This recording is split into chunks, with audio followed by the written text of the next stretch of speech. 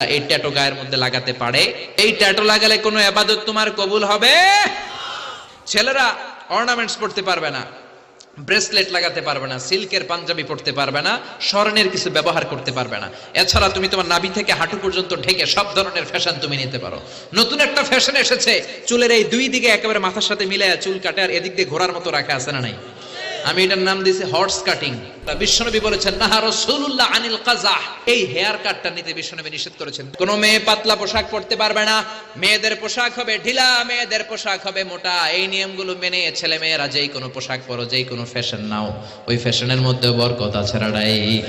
পুরুষরাও প্রসাধনী ইউজ করতে পারে। বিশ্বনবীর একটা চামড়ার তৈরি কসমেটিক্স এর ব্যাগ থাকতো সাথে, এটার ভেতরে বিশ্বনবী 6টা জিনিস রাখতেন। 1 নম্বরে রাখতেন মেসওয়াক, 2 নম্বরে জাইতুনের তেল, 3 নম্বরে আতর, 3 নম্বরে চিরুনি, 5 নম্বরে হলো টুথপিক।